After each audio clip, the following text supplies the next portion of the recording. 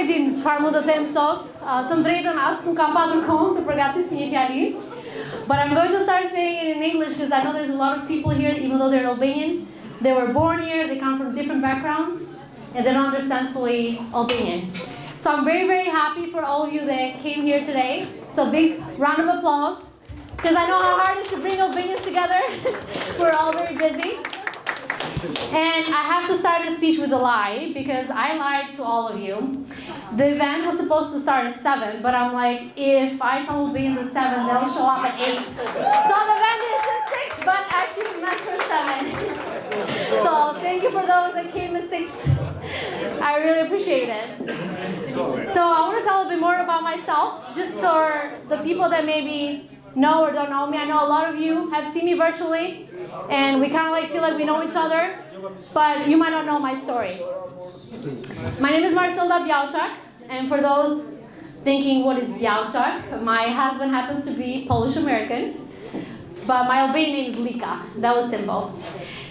I am the founder of Expand to Market, a marketing agency, and I'm a business consultant and mentor where I help entrepreneurs and business owners around the world, Albanians or Americans, not only to grow their brand and self-brand, but to expand to new markets with my social media expertise, sales strategies, and digital marketing. When I first came to USA was 13 years ago, and I didn't come here because I was looking for a job or because I won the lottery, as maybe many of you have. I came here because I fell in love, and we all know how hard it is to find real love. My husband, who I currently still married, kind of like stole my heart, and that was the only reason that I came here for. When I came to USA, I left everything behind, as many of you have. My friends, my family, my dreams, what I knew as a culture, everything. And even though I had a roof on my head, my husband was working full-time, I just felt like I didn't fit in. Even though I did American and British studies in Albania, literally my degree was in American. I knew more about America than Americans themselves. And I did American history, American studies. I studied about everything that is about America. And when I would tell people that, they're like, I didn't even do that in high school. Like, what are you talking about? Yeah, Albanians study that in University of Foreign Languages in Tirana. So when I came here, I could very easily understand that my Albanian degree wasn't very recognizable. And I thought, if I want to follow my American dream in a way and make it here, I have to go to an actual university. So I went to UConn, University of Connecticut this year. Any UConn alumni here? Go Huskies. So the first 4 months of coming here, as many of you probably can relate, was the toughest of my life. At that time, 13 years ago when I came here, there was not really messengers. None of my family members had Wi-Fi. I had to buy the $2 cards to call them. And they could do it too, but they never did. I think they thought, oh, she's in America now, she has money. So it was very lonely. Like, my husband was working full-time. I didn't have a driver license that was recognizable here. So it was very lonely. And when I went to University of Connecticut, when someone told me that there's an Albanian Student Association in the university, I was like mind blown. I'm like, what do you mean? Like, there's Albanians in an organization in a university like UConn? Like, right away I went to sign in. And I met Ella here. By the way, Ella is from Events by Ella. She did this decor. And before I forget, I probably want to thank the sponsors, because I know I'll forget. So thank you, Ariane, one of the DJ. He does events. So if you have any wedding coming up, Ariane is your go-to guy. And I want to thank Ina's Kitchen. She has made Albanian delicious desserts, baklava, and she does like a lot of like catering with Albanian traditional food. So definitely let her know. She has her QR code there. And I really wanted to thank also Berna, my assistant, who helped coordinate this crazy event and the Montreal event.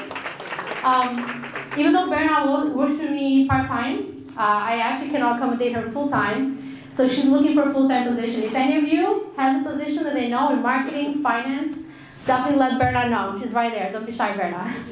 She's amazing. So where was I? In my story. Yes, UConn, ASA, right? I don't think anybody in that club understood how much the club meant to me, because I had no friends or family here other than my husband. And Polish people are not as close as us, to be honest, so he didn't speak to most of his family members.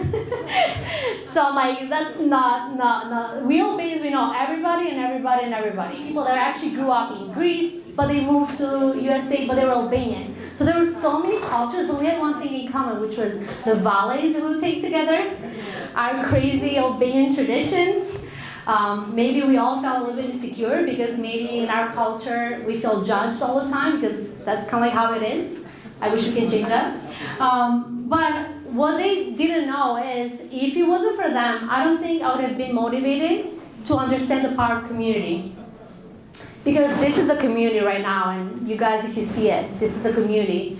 You all are here because either you follow someone, you're part of the Supermarket Barboton group, or maybe you follow me, you felt connected, you felt like you want to know more other Albanians like you, that think alike, that have similar background and cultures. And even for the people that are not Albanian, I'm not going to mention them.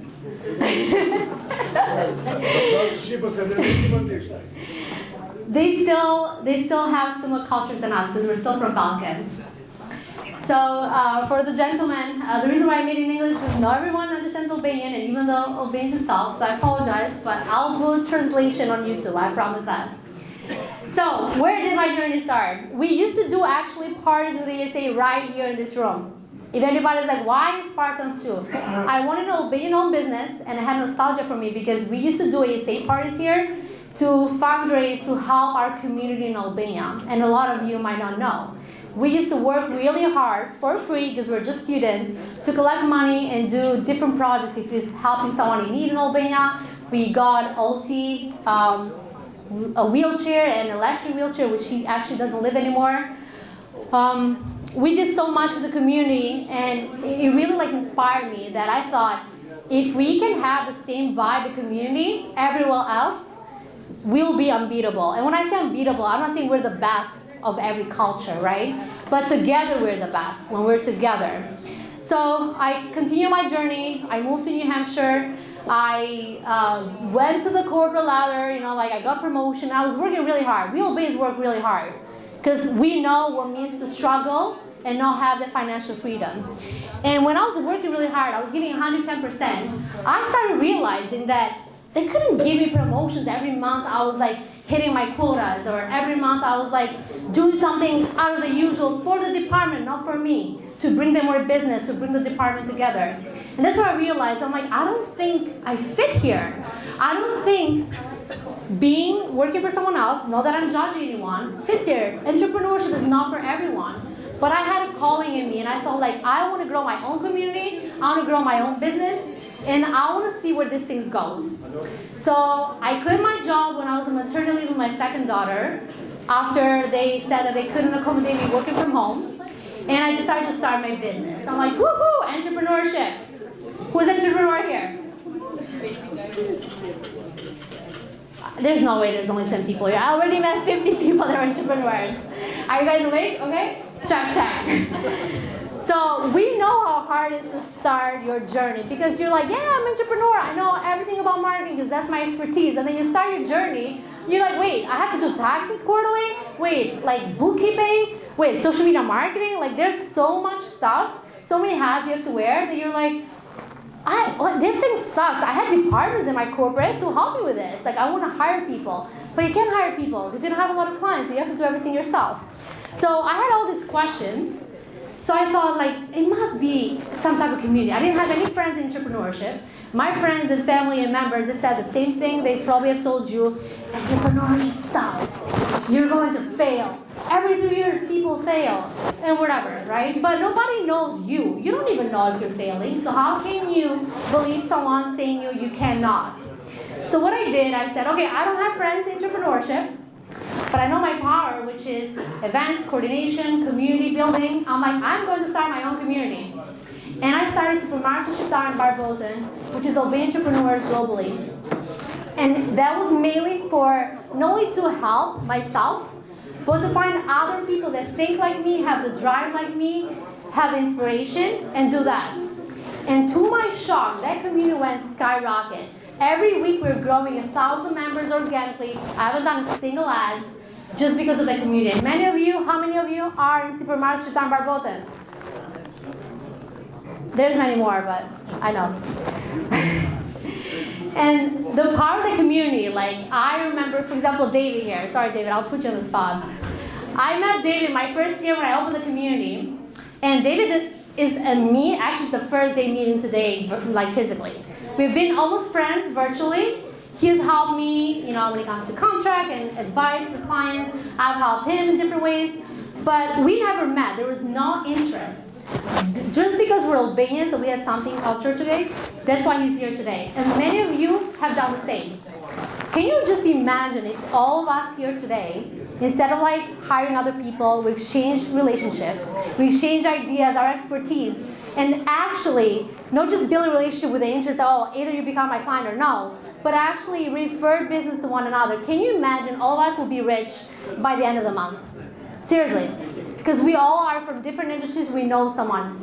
So all it takes is one person in this room to introduce to another person. So if you know one person today, get to that person, ask them, who can you introduce me? And then go to that person and ask the same. I don't want you guys to be sitting, I want you to network. That's why this community is for. So before I jump to the next speaker, I want to quickly tell you guys how I grew my followers and community organically, no paid ads. It wasn't because I was showing off. I was just being my true self. I practice. There's nothing that none of you can learn today. It doesn't matter what industry. If you don't practice, network, ask people, research, fail, practice, and do it all over again. And I did that. And to this day, I'm very proud that I grew my community to over 170,000 people across all social media platforms organically with no paid ads. And the reason why I don't do ads now is because I love to say, no paid ads. No paid ads. I did it all organically. And you are not going to potentially be here if it wasn't for the community and some type of relationship that you saw online and value. So I want you guys to take this moment today, go home, and understand how you can give back to the community, whatever community it might be. It doesn't have to be Albanian. When I started my company, Expand to Market, I started first with just consulting. And I was just doing LinkedIn. I didn't have a website. My business advisor told me, actually, you have to have a website. And as a marketing agency, I should have said the same thing to somebody else, right? No, you don't need a website. All you need is yourself to network, to go LinkedIn, find like-minded people, and just offer them a free session.